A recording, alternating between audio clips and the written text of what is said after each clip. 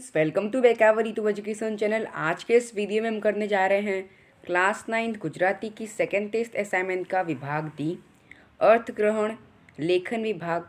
ठीक है, जिसमें सबसे पहला आता है हमारे सामने क्वेश्चन नंबर अ।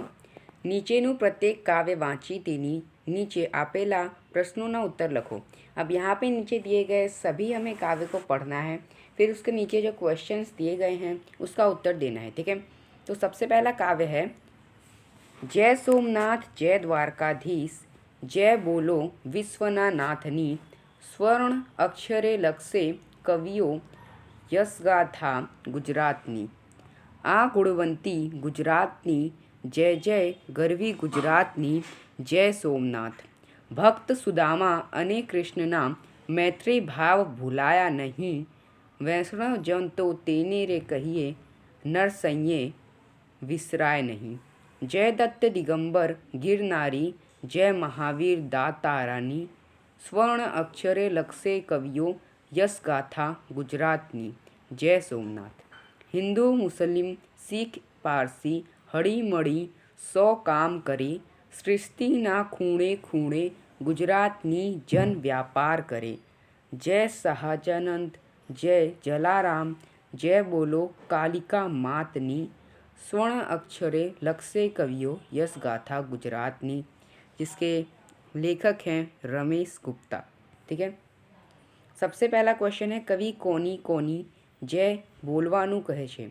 अब कवि किसका किसका जय बोलने के लिए कहते हैं, तो कवि सोमनाथ, द्वारकेश, विश्वना नाथ, दत्त दिगंबर गिरनारी, महावीर दातार, શાહજાનંદ, જલારામ અને કાલિકા માતની જય બોલવાનું કહે છે। सेकेंड क्वेश्चन है कवियों सुवर्ण अक्षरे कोनी यशगाथा लखशे। तो कवियों सुवर्ण अक्षरे गुजरातनी यशगाथा लखशे। थर्ड क्वेश्चन है कोना मैत्री भाव भूलाय तेम नथी। एंसर है भक्त सुदामा अने कृष्णना मैत्री भाव भूलाय तेम नथी। फोर्थ क्वेश्चन है गुजरात में कया लोको रहे छे ते केवी रीते कहे छे रहे छे।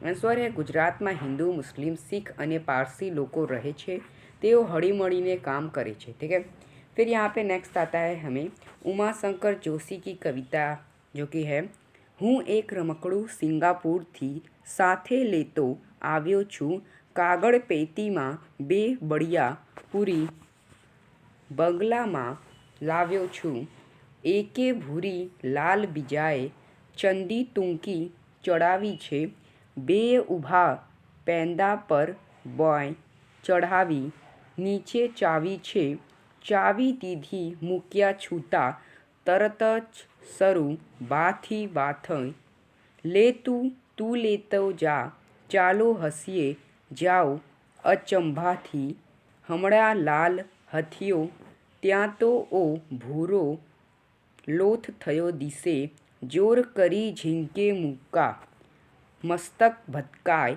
महारीसे पाछड़ खसता आगड़ घसता आखर तो रहे त्याना त्या चावी उतरिए हाथ वींचता फोगत डोले उभा जय ज्या आ दुनियानी महाप्रजाओनी चावी सू न उतरसे के आने कई दैसे त्यम तूय प्रभु दीधा करसे। ठीक है, तो प्रश्न है, पहला प्रश्न है कवि पोतानी साथे रमकड़ू क्यांथी लाव्या हता। एंसर है कवि पोतानी साथे रमकड़ू सिंगापुरथी लाव्या हता। ठीक है, यहाँ पे सिर्फ आंसर ही है। सेकेंड क्वेश्चन है कविए रमकड़ा ने चावी चढ़ावी छूतू मुक्ता शू थयुं। एंसर है चावी चढ़ावी छूतू मुक्ता ज रमकड़ाना बंने बड़िया तरत ज एकबीजा साथे बाथी लड़ाई करवा लाग्या। थर्ड क्वेश्चन है रमकड़ानी चावी उतरता शू थयुं। एंसर है चावी उतरता ज रमकड़ानी लड़ाई बंद थई गई अने तेओ हाथ वींचता नकामी रीते पोतानी जग्याए ऊभा रही गया।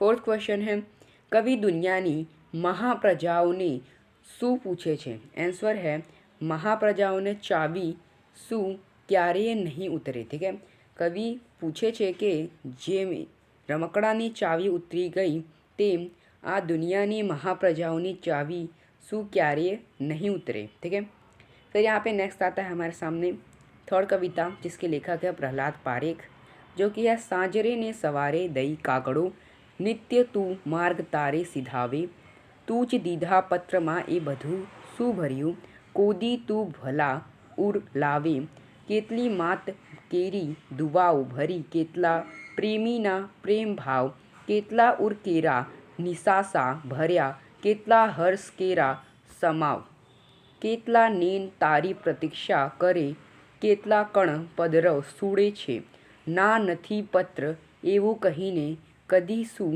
ભર્યું આંખ સામે જુએ છે, જાણતો કેટલા ચાપતા છાતીએ પત્રને ચૂબનું ક્યાંક ચોડે, ક્યાંક આંખો થકી આંસુડાઓ વહી ભીજવી સુખ એ પત્ર દોડ। ठीक है, पहला प्रश्न है टपाली क्यारे आवे छे। आंसर है टपाली सांजे अने सवारे आवे छे। सेकंड है लोको टपालीनी आववानी राह केवी रीते जुए छे। लोको आँखोथी राह जुए छे अने कानथी तेना पगलानो अवाज सांभळे छे। थर्ड है पत्रों में केवी लागणीओ भरेली होय छे। पत्रों में मातानी दुआओ, प्रेमीने प्रेम भाव, हृदयना निसासा अने हर्ष आनंद भरेला होय छे। फोर्थ जो कि लास्ट क्वेश्चन है, पत्रों वाँचीने लोको शू करे छे। तो पत्रों वाँचीने लोको तेने छातीए आपे छे, चुंबन करे छे अने केतलीक वार आंसू वहावीने पत्र भीजवी दे छे।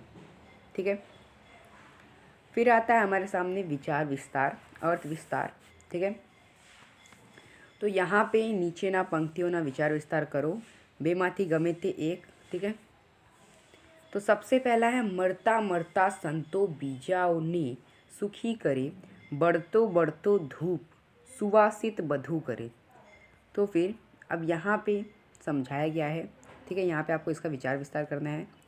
आ पंक्तिओं संत पुरुषोना जीवननी महानता अने परोपकारनी भावना दर्शाववामां आवी छे।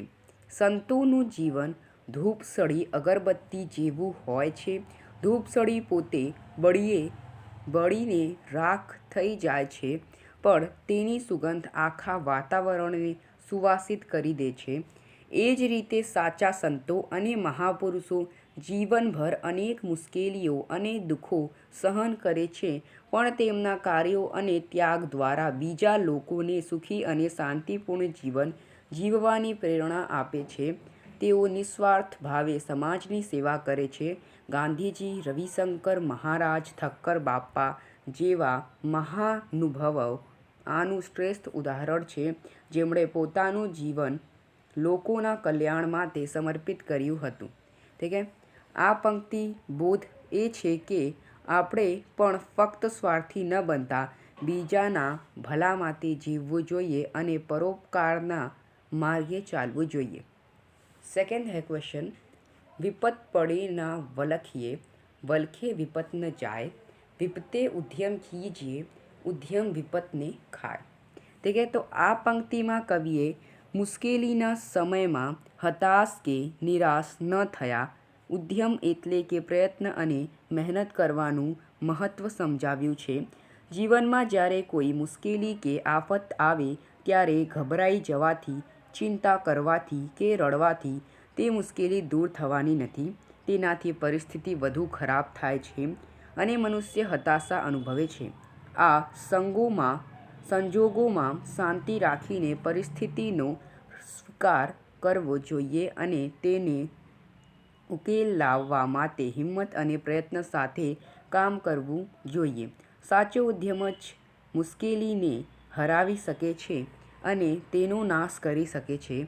जेम परीक्षामां ओछा मार्क्स आवे तो दुखी थवाने बदले वधु मेहनत करे आयोजनथी आगळी परीक्षा सुधारी शकाय छे। निष्कर्ष ए छे के उद्यम विना छुटकारो नथी, उद्यम ज विपत्तिनो साचो उपचार छे। ठीक है, अब यहाँ पे आता है नेक्स्ट थर्ड वाला विचार विस्तार, जो कि है मूर्ख मित्र करता दाह्यो दुश्मन सारो। ठीक है, तो आ पंक्ति में मित्रनी पसंदगी में विवेक अने दाहापणानुं મહત્ત્વ સમજાવવામાં આવ્યું છે. ઘણીવાર એવું બને છે કે મૂર્ખ મિત્ર ભલે સારો ઈરાદો ધરાવતો હોય પણ તેના અવિચારી અને ગેરસમજભર્યા વર્તનથી મિત્રને નુકસાન પહોંચાડી શકે છે. ઉદાહરણ તરીકે, એક મૂર્ખ વાંદરાની વાત છે જે રાજાને માખીથી બચાવવા તલવાર મારી દે છે. અહીં ઈરાદો સારો હતો પણ પરિણામ ઘાતક આવ્યું. બીજી તરફ, ડાહ્યો અને સમજદાર દુશ્મન પણ અમુક મર્યાદા જાણવે છે અને તેના વર્તનમાં એક પ્રકારની સ્પષ્ટતા હોય છે જેથી વ્યક્તિ સાવચેત રહી શકે છે. મૂર્ખ મિત્રનો અવિચારી પ્રેમ મુશ્કેલી સર્જે છે જ્યારે ડાહ્યો દુશ્મન સ્પષ્ટ હોય છે. આથી હંમેશા સમજદાર અને વિચારી વ્યક્તિઓ સાથે મિત્રતા કરવી જોઈએ જે મુશ્કેલીના સમયે मददरूप થાય, नुकसान न पहुंचाड़े. ठीक है. फोर्थ आता है आचार एज प्रचारનું શ્રેષ્ઠ માધ્યમ. આન્સર है આ પંક્તિ આપણને શીખવે છે કે કોઈ પણ ઉપદેશ, સિદ્ધાંત કે વિચારને ફેલાવવા માટે માત્ર શબ્દો પૂરતા નથી પરંતુ તે વિચારોને પોતાના આચરણમાં ઉતારવા ખૂબ જ જરૂરી છે. લોકો શબ્દો કરતાં વર્તનમાંથી વધુ શીખે છે. જો કોઈ વ્યક્તિ અહિંસાનો પ્રચાર કરે પણ પોતે હિંસક વર્તન કરે તો તેનો પ્રચાર અસરકારક નહીં રહે. ગાંધીજીએ સત્ય અને અહિંસાના સિદ્ધાંતોને માત્ર ભાષણો દ્વારા નહીં પણ પોતાના જીવનના દરેક કાર્યમાં આચરીને વિશ્વભરમાં ફેલાવ્યા. જ્યારે આપણા આચાર અને વિચાર સુસંગત હોય ત્યારે લોકો આપોઆપ તેનાથી પ્રભાવિત થાય છે અને તે વિચારોનો સ્વીકાર કરે છે. સાચો પ્રભાવ ત્યારે જ પડે છે જ્યારે આપણે જે કહીએ છીએ તે કરીને બતાવીએ. ठीक है. फिर आता है फिफ्थ, મન મેલા તન ઉજળા બગલા કપટી અંગ, તેથી તો કાગા ભલા તન મન એક રંગ. ठीक है. આન્સર है આ પંક્તિ વ્યક્તિના દેખાવ કરતાં તેના મનની શુદ્ધતા અને ચરિત્રનું મહત્ત્વ સમજાવવા આવ્યું છે. અહીં બગલા અને કાગડાનું ઉદાહરણ આપવામાં આવ્યું છે. બગલો સફેદ હોય છે, તન ઉજળા, તે સુંદર દેખાય છે પણ તેનું મન માછલી પકડવામાં કપટ હોય છે. તે ધ્યાન ધરીને બેઠો હોય તેવો દેખાવ કરે છે પણ તેનો ઈરાદો શિકાર કરવાનો હોય છે. તેના કરતાં કાગડો સારો જે કાળી હોય છે દેખાવ સારો નથી પણ તેનું મન અને તન એક જ રંગના હોય છે એટલે કે તે દેખાવમાં અને વર્તનમાં સ્પષ્ટ હોય છે, તે કપટી નથી. આનો ભાવાર્થ એ છે કે જે લોકો બહારથી સજ્જન દેખાય છે પણ અંદરથી દ્વેષ, કપટ અને ખરાબ વિચારો ધરાવે છે તેમના કરતાં એવા લોકો સારા છે. ભલે સાદા દેખાય પણ મનના ચોખ્ખા અને સ્પષ્ટ હોય. દેખાવ કરતાં વ્યક્તિની આંતરિક સુંદરતા અને મનની શુદ્ધતા વધુ મહત્વની છે. ठीक है. लास्ट आता है 6, ऋण अग्नि तथा व्याधि लेस मात्र रही जता વધે ફરી ફરી તેથી કદી ન બાકી રાખવા. ठीक है. तो यहाँ पे है इस पंक्ति का जीवन में 3 बात में ध्यान रखने जैसी है. पहला ऋण यानी कि किसी को अगर आपने किसी से उधार लिया है तो वो, फिर है अग्नि અને तीसरा है व्याधि बीमारी. ठीक है. પ્રત્યે સાવચેતી રાખવાની અને તેનો સંપૂર્ણ નાશ કરવાની સલાહ આપવામાં આવે છે. જો દેવું થોડું પણ બાકી રહી જાય તો તે સમય જતાં વ્યાજ સાથે ફરી વધુ જાય છે અને માથે મોટો બોજ બની જાય છે. એ જ રીતે જો આગનો એક નાનકડો તડખો પણ બુઝાયા વિના રહી જાય તો તે ફરી ભભૂકી ઉઠે છે અને મોટી દુર્ઘટના સર્જી કરે છે. અને જો રોગની થોડી પણ અસર શરીરમાં રહી જાય તો તે ફરીથી ઉથલો મારે છે અને સ્વાસ્થ્યને ગંભીર નુકસાન પહોંચાડે છે. તેથી જીવનમાં ડહાપણ એમાં છે કે આ ત્રણેય બાબતોને ક્યારેય અધૂરી ન છોડવી જોઈએ પણ તેનો જડમૂળથી અને શક્ય તેટલી વહેલી તકે નિકાલ કરવો જોઈએ. ठीक है। फिर यहाँ पे आ जाता है हमारे सामने नेक्स्ट, जो कि है નીચેના મુદ્દાઓ પરથી વાર્તા લખો અને દરેક વાર્તાનો યોગ્ય शीर्षक આપો। ठीक है।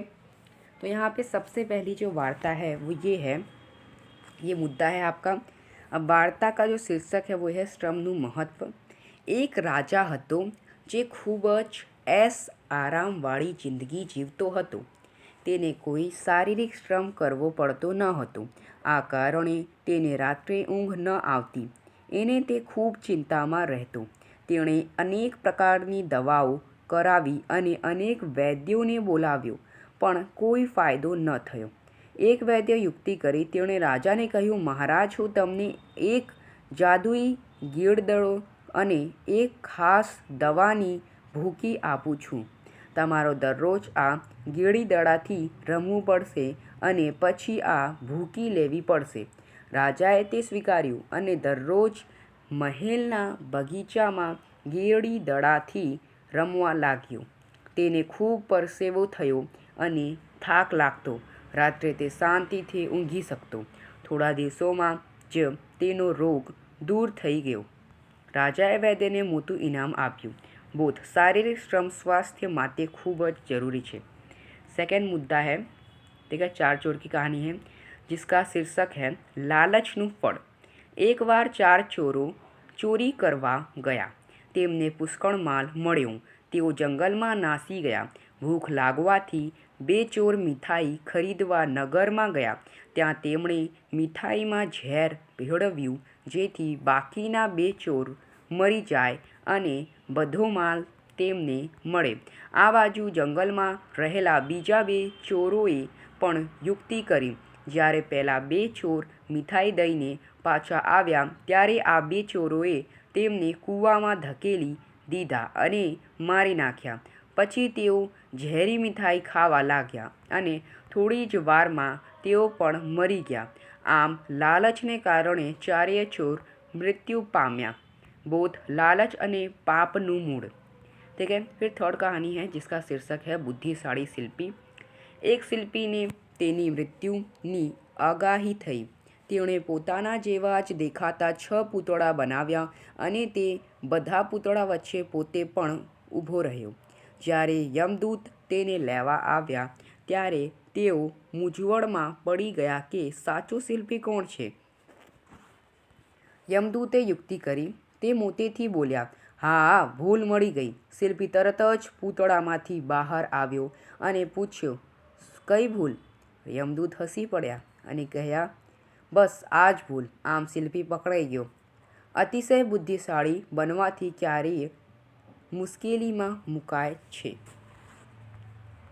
ठीक है।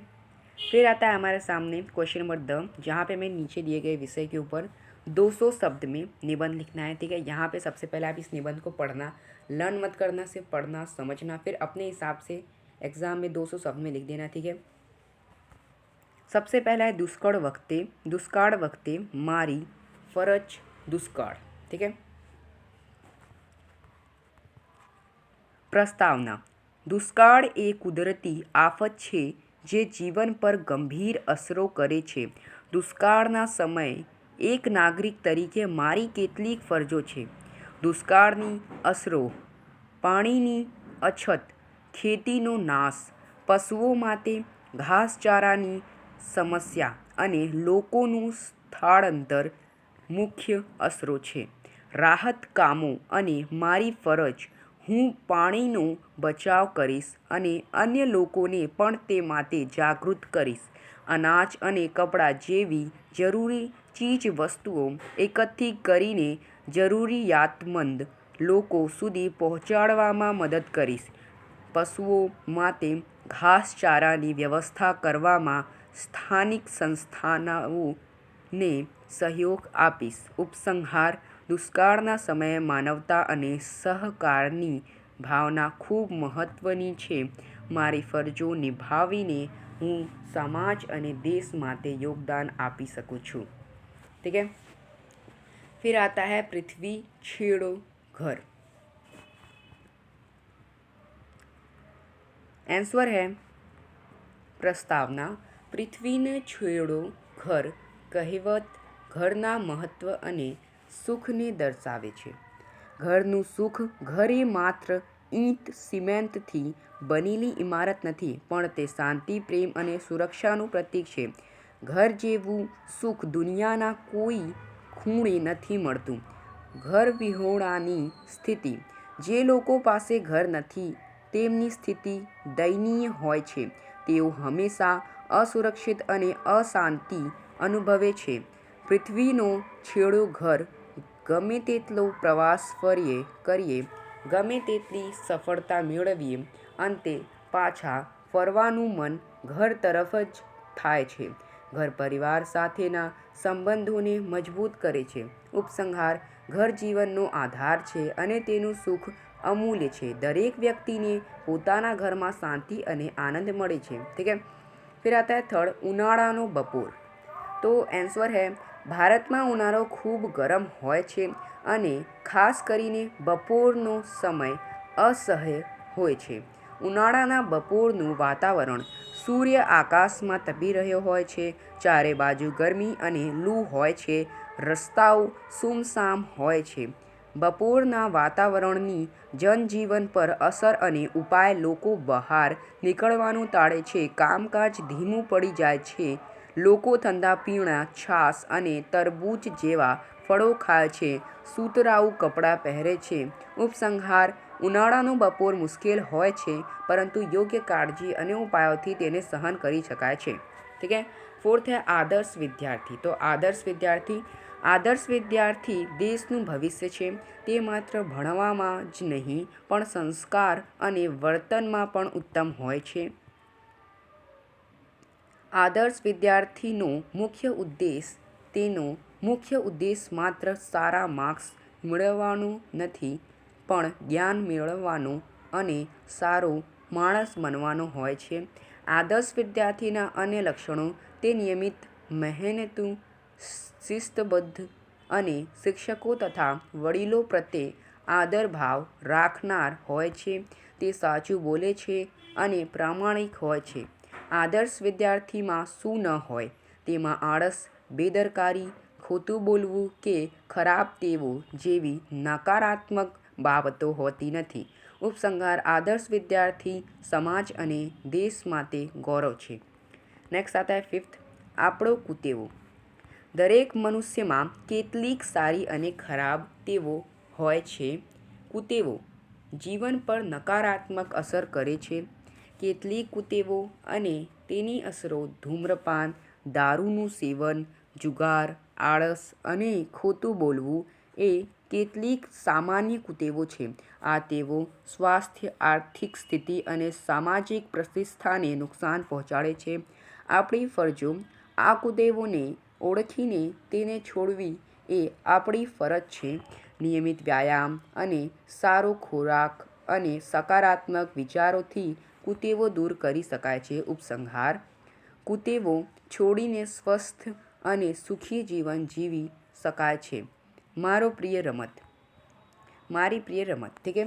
દુનિયામાં ઘણી રમતો છે, પણ ક્રિકેટ મારી પ્રિય રમત છે. ક્રિકેટની લોકપ્રિયતા. ભારતમાં ક્રિકેટ ખૂબ જ લોકપ્રિય છે. ગલીએ ગલીએ બાળકો ક્રિકેટ રમતા જોવા મળે છે. ક્રિકેટ મારી પ્રિય રમત હોવાના કારણો અને પ્રયત્નો. મને ક્રિકેટ રમવામાં ખૂબ મજા આવે છે. તે મને શારીરિક અને માનસિક રીતે ફિટ રાખે છે. હું નિયમિત પ્રેક્ટિસ કરું છું. ક્રિકેટના ફાયદા. ક્રિકેટ ટીમવર્ક, શિસ્ત અને ઝડપી નિર્ણય લેવાની ક્ષમતા શીખવે છે. ઉપસંહાર. ક્રિકેટ માત્ર રમત નથી પણ એક उत्साह છે. તે મારા जीवनનો अभिन्न भाग છે. ठीक है. इसी के साथ आपका पूरी की पूरी गुजराती के असाइनमेंट की सॉल्यूशन कंप्लीट होती है. इसकी लिंक आपको डिस्क्रिप्शन बॉक्स में मिल जाएगी. साथ ही सेक्शन ए और बी की वीडियो हमने सुबह डाली थी, उसमें आपको उसकी भी लिंक डिस्क्रिप्शन बॉक्स में मिल जाएगी. मिलते हैं अगले वीडियो में. जय हिंद, जय भारत.